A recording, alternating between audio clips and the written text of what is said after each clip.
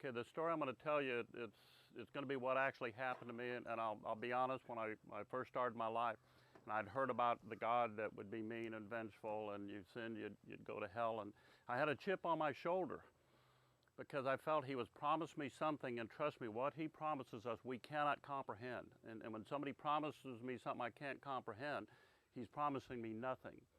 And then he created me where I was weak, and I'd give in to temptation. So I'm thinking, what kind of God is this? It's in keeping with what I learned about him, that he promises you absolutely nothing, and he asks everything of you. And then after my experience, I found out he gives us everything and asks absolutely nothing of us. The gift is that profound. And what happened is we had a Huey shot up. The major said, go find out who got him. My job was I was a scout pilot, and I was gifted with the ability to find the enemy, and no matter how well hidden they were. So I went out, and luckily or regrettably, I found them. And to make a long story short, we got shot up pretty bad. We took 100 and something hits in that little loach and shot part of my controls out. Almost blew my left arm off, and I got my leg shot up. So we crashed, and things started getting kind of vague at that point. I understand my gunner pulled me out of the aircraft. I thought I climbed out. I do remember, and this has a point, there was a little bush near my head, and I realized, oh, this is the center of the base camp. So what was surprising is I never felt any pain. When I was laying down and my gunner was bandaging my arm, I told him to leave, we're not getting out of there. And he said no, he wouldn't leave me, and things started getting kind of blurry.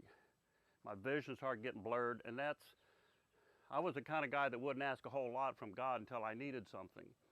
And I needed to get out of there because we're in the middle of the base camp. I'm shot up very bad. My gunner got a bullet through the butt. And I said, we're going to get captured, or we're going to get shot, or I'm going to die somehow. And I started bargaining with God. I'll be good, I'll be good for a week. Just get me out of here, God. I know that it's going to be tough. And then things started getting kind of gray on me.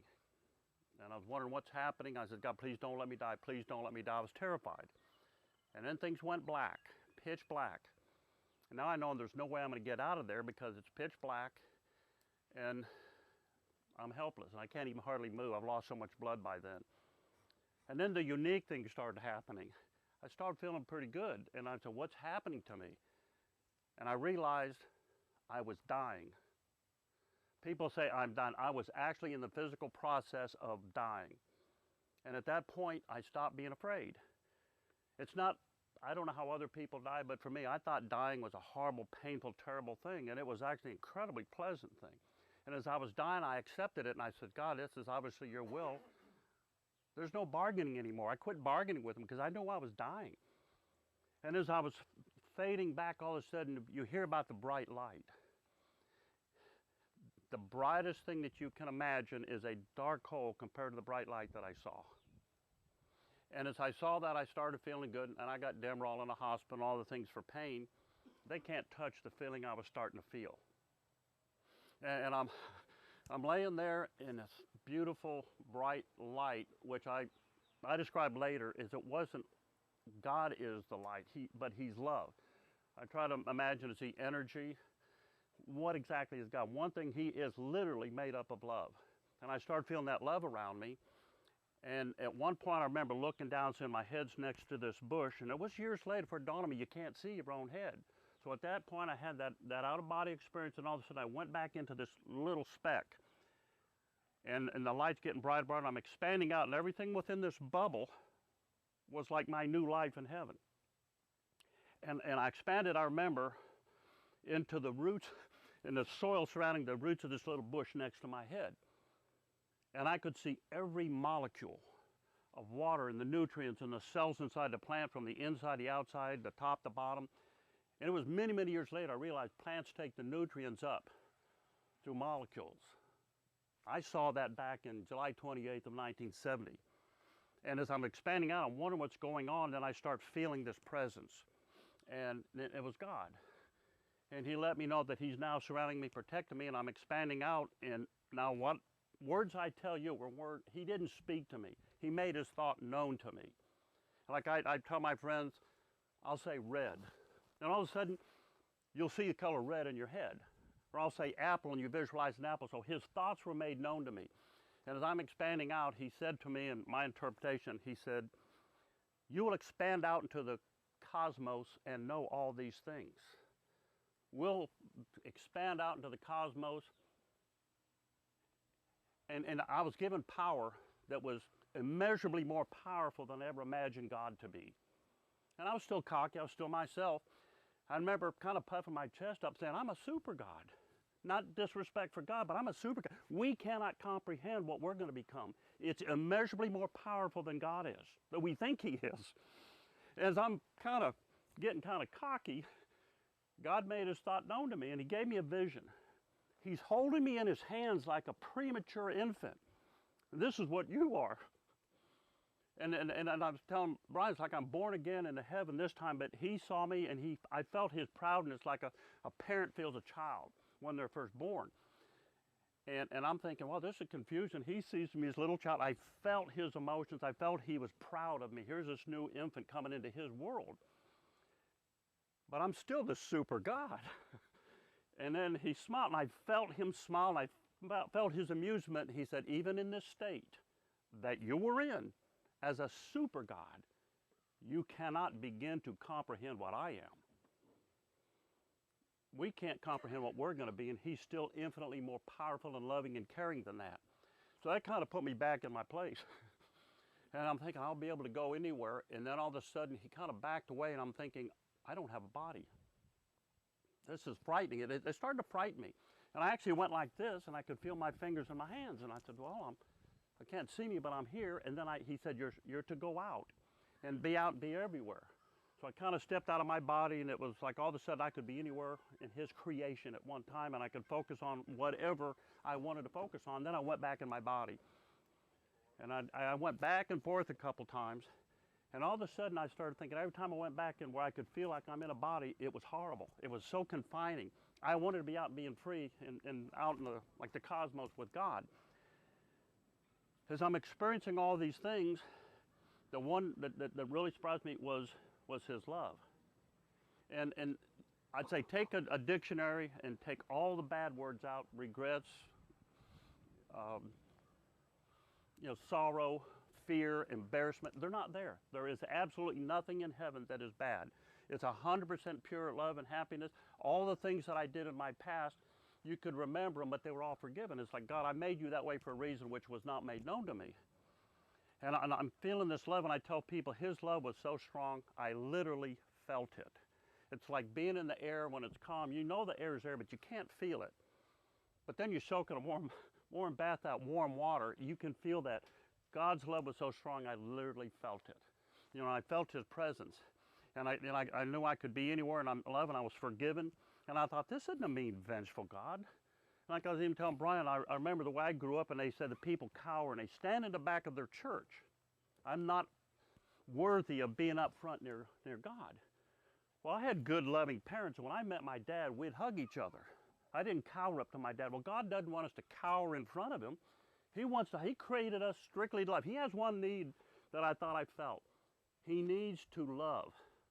That's why He created all this stuff. He didn't create us so He could lord over us and dominate over us and make us feel inferior. He wants to love us.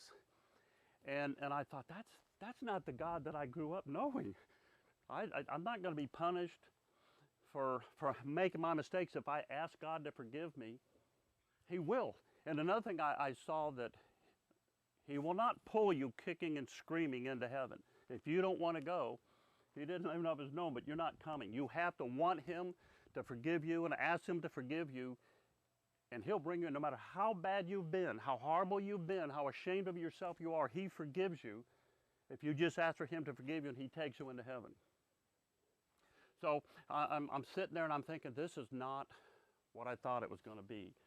Especially the dying part. I thought everybody, my family, my friends, my loved ones, I finished a tour in Vietnam and I volunteered to go back. And it was on that extension where, this happened. I made it 2 months into my extension. And I saw, man, and I started praying. I said, Mom and Dad, I'm sorry that I came back. I made it through my first tour a little beat up, but not serious. And now I came back here and I've hurt you because I was so selfish. I wanted to come back and experience this thing that I thought I was fighting for their freedom. And all of a sudden, God said, you're not ready. I said, yes, I'm ready. You can't be doing what you think you're doing. You're going to try to send me back? I won't go back. You can't show me this and let me feel this love and this no worries of any kind as I will be alive for infinity. And now send me back in my body and it's shot up and it's hurting in the middle of the jungles. I won't go back, and you put me back in my body, I'll make sure I die. I felt, like I said, you can feel his emotion. I felt his sternness. And he said to me, he wasn't angry, but he was stern. He's tough love. And he said, no, you cannot take this. Only I can give this to you. And if you ever try to take it, it will never be yours. And I remember, I don't usually talk like this. I'm not flowery in religious speak. And I said, Father, your will be done. And I went back, and the books say sometimes it's a tunnel of light. It's a tunnel of love. The light thing is, to me, in my opinion, is a misnomer.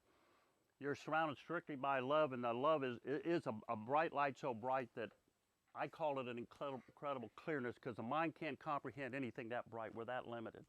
And as I'm going down this tunnel, the demons from hell were trying to grab my soul. And it's like, again, being at a zoo and you're behind a fence and you look at the horrible animals. They don't frighten you, you're curious.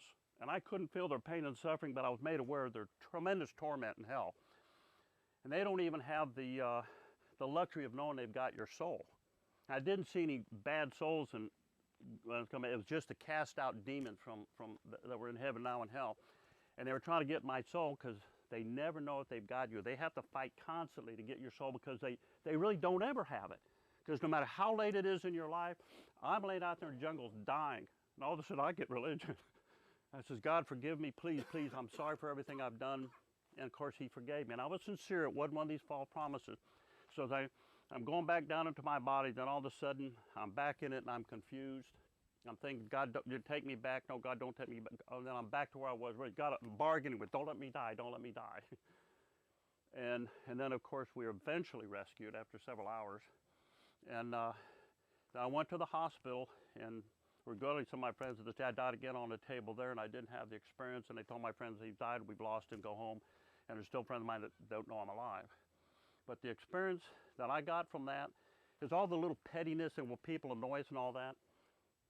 It doesn't mean anything. Compared to what we're going to get, it doesn't mean anything. It's just a little, prick on our side. And I tell people now, I know he will forgive me for what I do, but I'm not going to take it for granted. You can't come up and say, I can sin, therefore I can ask for God's forgiveness. You have to have the sincerity. And I see something where it's bad. I tell people that give me the wrong change, for example. And I said, you gave me the wrong amount of change. And he says, why'd you do that? I said, because he's watching. It's for him. And the only sadness I felt in heaven, and it wasn't my sadness, it was God's sadness. And when I was going through that torment, knowing that my friends would be suffering and all that, thinking I died this mean, horrible death. And my buddy Steve, who was supposed to be here, regrettably he couldn't make it. He tormented himself for years, thinking I died this horrible death, because he dragged me through the jungle for 2.5 hours, popping bad guys. I'm within 3 feet of him, and he has a horrible experience. And he said, here I drug you to the woods for 2.5 hours. You suffered, you were moaning, you were crying, and then I let you die. I should let you die immediately. The pain you went through, and I said, I don't have a recollection of it. But, sorry, I just had a flashback. Sometimes I'm still there. And he couldn't separate that what happened to me then, I'm the same person. And I said, all that was forgiven, all that was wonderful, but God sensed that heartache that I had, and you're not supposed to experience anything bad in heaven. It's impossible, you can't. And that's when he said, you're not ready, because I was experiencing regrets. And his sadness, and it was made known to me, I'm saddened over what you do to each other. When we do things to each other and harm each other and hurt each other, we're not hurting each other. Although we're hurting him. It saddens him what we do to each other. He created us all to be wonderful and have a wonderful gift, and sometimes being human, I don't know why we have that weakness.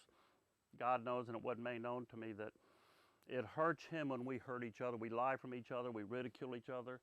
That's a direct assault on his emotions. And so I feel blessed that I had a chance to go through that. It honestly, and I'm not being facetious here, it was worth getting shot for. And I wonder, one thing is, in the Bible it says, blessed is he who believes and has not seen. Well, I wasn't that strong, and I had a chip on my shoulder. Maybe that's what he protected me from, is I am here, I do love you. And he let me see because I didn't believe without seeing. And it changed my life, and that even though I'm still human, I still make my mistakes, I constantly pray to God, give me the strength. I don't want to lose what I saw. I want to be back in your love. And please, just help me be strong. And thank you for everything you've done. Don't take him for granted. And thank you for the blessing he gave me, and that let me be in his presence for, well, there's no time up there, so it was an instant, it was 1,000,000 years. And that's pretty much the end of what happened to me. I came back in my body, and regrettably I was rescued. And I'm here until the next time, and I look forward to going home again. And thank you for listening. But